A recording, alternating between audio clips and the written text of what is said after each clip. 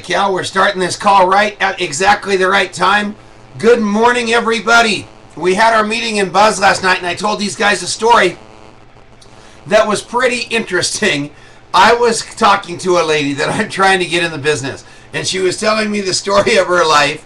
And it was after the radio show. It was about 2 o'clock in the afternoon, and she kept talking and talking. So I thought I would lay on the couch and listen to her tell this story, and also watch a little television while she finished the story.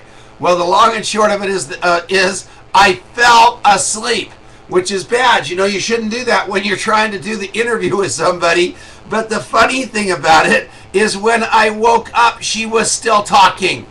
She was still talking. So I talked to her last night and I said, listen, I need to be straight with you. Something happened that I think is going to give you a breakthrough in helping you build your business. And I told her the story, and she started laughing so hard. She says, people tell me I talk too much all the time, Tom.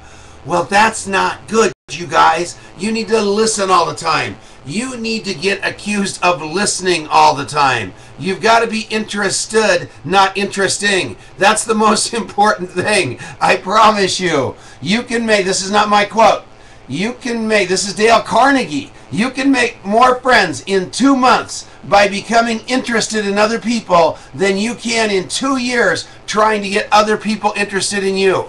Think about that. If you make it plain that you like people, it's absolutely impossible for them to resist liking you. Sales are contingent upon the attitude of the salesman, not the attitude of the prospect. So it's your attitude that's going to carry the day today. Man alive, is this the greatest thing ever? Because it doesn't matter who's on the other side of your nose. It's all an inside job between your ears. So today, control that. You're going to control everything. And try to ask the question and stop talking. Don't be a one-upper. Whenever they tell a story, don't tell them a better story that takes longer to hear. They're in this conversation with you for the same thing you are. You've got exactly the same thing going on with exactly 2 different outcomes, because both of you are playing a game called What's in It for Me. That's that simple. They don't care about your cats. They don't care about your dogs. They don't care about anything but themselves. They're pretending they do, but I promise you, everybody's playing this game called What's in It for Me. So knowing that is power. And all you need to do is know that, and you're going to win this game. The way of the world is meeting people through other people. That's a guy named Robert Kerrigan. When was the last time you asked somebody for a referral? When somebody said, you know, this isn't for me, you say, I got that and I love you. But do you know anybody else that just got laid off, that might need a little bit more money, that might need better health, that might need anything? And all of a sudden, you've expanded your group.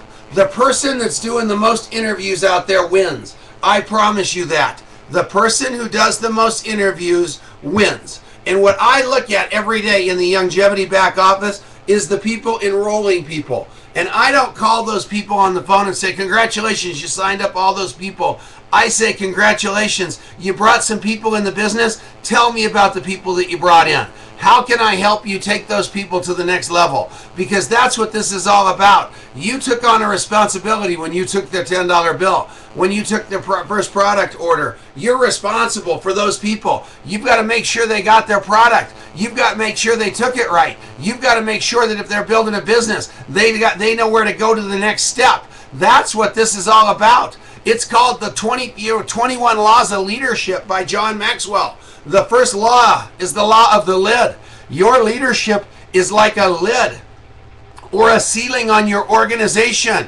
It's only going to go up to the level that your leadership allows. Your training. So have you read The Power of Who? Have you read the Mr. Schmooze books? Have you read the Chris books? Have you done that? No. Okay, so what happens when a giant leader walks into your business? Are you going to be ready for that person? Or are they going to take one look at you and say, I've got to find somebody that knows what they're doing? I don't know the answer to that, but I'll bet you do, and I'll bet you're not real excited about that. And you keep saying, how come those people keep getting all those big leaders? I'll tell you why. It's because they're ready for those leaders to come into their lives. Everybody goes, this great wife of yours named Denise. How'd you get such a great girl like her, Tom? She's unbelievable. She's the best woman I've ever met in my life. If I had not done all the personal development I did, if I would have met Denise 6 months before I met her, I'll guarantee you I wouldn't have been ready for her in my life. She would have taken one look at me and kicked me to the curb. But I was ready for her when she got there. And it's that simple. And that's what you guys need to do. Get yourself the law of the lid. The law of influence. Number 2, leadership is simply about influencing people. Nothing more, nothing less. The true test of a leader is to ask him to create positive change in an organization. If you cannot create change, you cannot lead. Being a leader is not about being first or being an entrepreneur or being the most knowledgeable or being a manager. Being a leader is not just holding a leadership position. It's not the position that makes the leader, but the leader who makes the position. Positional leadership especially does not work in volunteer organizations.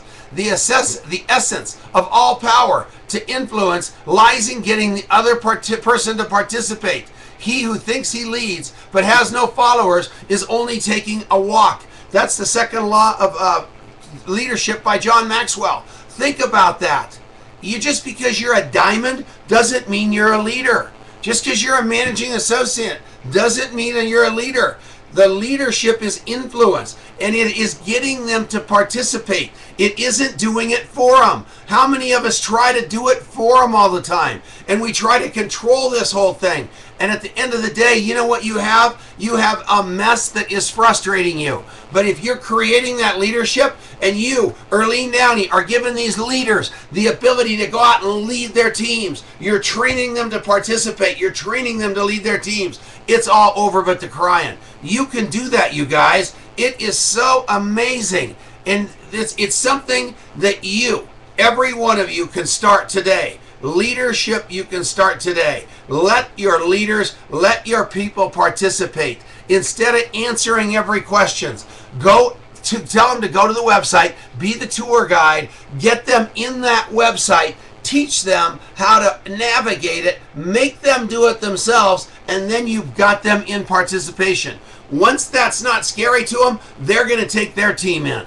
It's amazing. I talked to a big leader yesterday who was giving me a bunch of smoke and mirrors about knowing the processes. And you know what? He didn't know the processes. And he wanted me to know he had known the processes because he's been in the company a very long time. But all of a sudden it was obvious to us both. And he said, I think I need to go back in and revisit all this stuff because I don't know what I'm talking about. And I know my team is going to know I don't know what I'm talking about. That's got to be one of the most embarrassing things out there. All you are is a tour guide. Every one of you can do that. It's not what you know in this business, but who you know that makes the difference. That's not me. That's an anonymous quote. Again, on Networking Times. Today, I'm going between two different screens. I've got the 21 Laws of Leadership on screen number 1, and I've got Networking Times, and Contemplations on the Art of Making Friends on the other screen, because it's two separate and distinct, but very important, intertwinable things. You need to get out there in that world, and you need to get with your people, and they need to know you're in the game with them and working on their goals. You also need to know that when they come into business, what to do with them. I was very happy about somebody that sent me an email last night about a person in Arizona that absolutely came out of nowhere and joined their business. And then 5 minutes later, they called me again and said, I just got off the phone with a leader in California. I can't believe it. I'm so happy. This is the best day I've ever had in longevity. I can't believe it. Do you think that's a coincidence? It's not a coincidence. It's just like that same lucky coincidence when Denise came in my life. Those people came into your life, Miss Distributor, because you're ready for them. You got yourself straightened out mentally. You got yourself straightened out with knowledge. You got your self straightened out with focus. And most important, with leadership.